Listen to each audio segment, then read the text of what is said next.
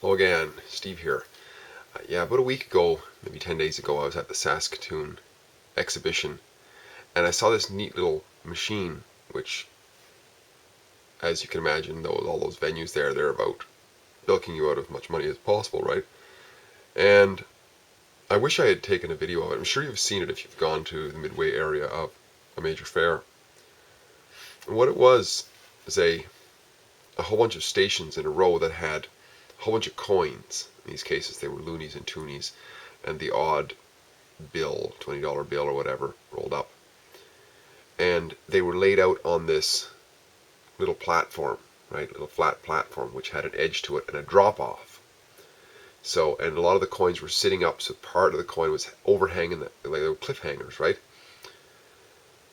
And in behind that shelf of coins, there was this wall that kept moving back and forth and just coming up to the coins. So if you imagine if you added any coins to there, it would create more volume, so that thing would push and several would fall in. And there's a mechanism that you can take and drop a coin onto that platform. So it looks like theoretically it looks like if you dropped one coin, that a whole bunch of coins might fall off. And when they fall off that cliff, they come down to the bottom, and there's a spot where you can reach in, just like if you get a bag of chips or a Coca-Cola at the vending machine, it falls down and you pick it out from the bottom, right? It looks like you could hit the jackpot. So it's enticing for people to come along and keep putting coins in. But the funny thing of it is that it doesn't work. In a closer observation of it, a friend of mine showed me, what there is there's skimming ports off to the side, which you don't see because there's the front cliff, yes, but there's side cliffs. You don't see them because there's a covering that comes over. And what happens is that these side cliffs are farther back, and where the coin drops, the greatest pressure is there, so when this wall pushes it, the coins will fall off the side, and the ones that fall off the side go back into the purse. They don't come down to you, only the front ones come down. And when I was looking at it, it reminded me a lot of how we get tempted, we get suckered into all kinds of things, because we think we see something that's a deal, but in actual fact it's a ripoff. And one of the biggest ones is the temptation of the whole socialist thing. Politicians, the greatest liars of all, go around and say, well, you sign up for this and we'll give you security. We'll give you safety, we'll give you security. All you have to do is sign up here and give a little bit of money.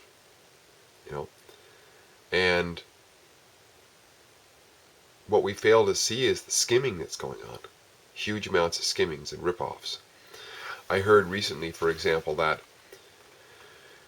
fuel taxes were originally set up to fix roads, build roads and fix roads, right? And it's estimated that somewhere between 65 and 85% of fuel is tax that you buy at the pump. Because there's not only the sales taxes, there's excise taxes, and there's taxes on the refinery, and there's employee taxes, and there's royalties, taxes on all the equipment used, just on, and government bureaucracy and regulations and so on. It works out to about 65 to, that's the low side, to the high side of something like 85%.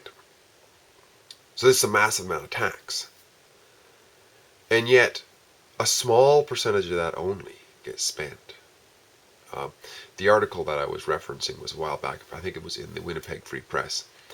They figured out that the amount of taxes that are spent in the greater Vancouver area alone, I'm talking about what we call Canada, the greater Vancouver area alone, which is about 2 million people out of 30-something million people,